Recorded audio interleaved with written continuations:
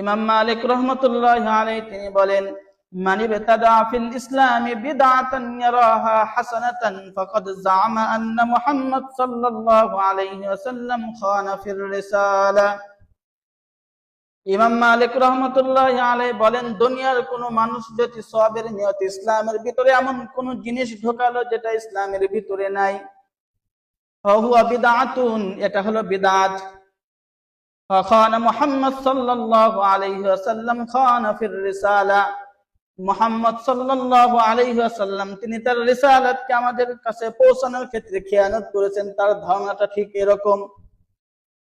তাহলে কেউ যদি ধারণা করে যে আমি একটা নতুন জিনিস ইসলামে ঢুকাইলাম, তাহলে তার ধারণা হলো মুহাম্মদ সাল্লাল্লাহু আলাইহি ওয়াসাল্লাম আল্লাহর দ্বীনকে আল্লাহর জমিনে পরিপূর্ণ প্রতিষ্ঠা করে নাই, আমি আমার নিজের পক্ষ থেকে একটা জিনিস বানায় ইসলামের ভিতর প্রবেশ করায় সেটা পরিপূর্ণ করে দিলাম।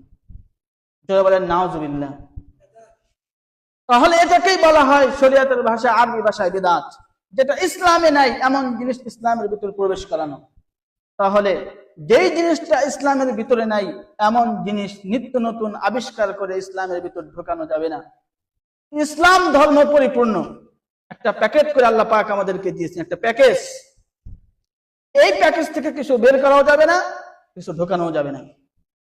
সূরা মায়েদা আয়াত ৩ আল্লাহ তাআলা বলেন, আল-ইয়াওমা আকমালতু লাকুম দীনাকুম ওয়া আতমামতু আলাইকুম নি'মাতি ওয়া রাদিতু লাকুমুল ইসলাম দীনা।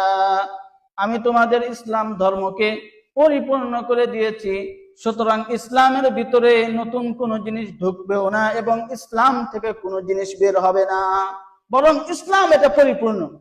কোন জিনিস ইসলামের ভিতরে ঢোকানোর অপশন নেই।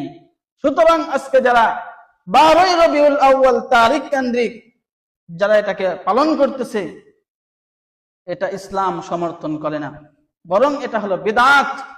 রাসূল তারিখ কেন্দ্রিক তার জন্মদিনকে কেন্দ্র করে আনন্দ উদযাপন করে নাই, সাহাবায়ে কেরাম করে নাই, খোলাফায়ে রাশিদিন করে নাই, কেউ করে নাই। সুতরাং কেউ যদি এখন এটাকে পালন করতে যায়, এটা হলো বিদআত।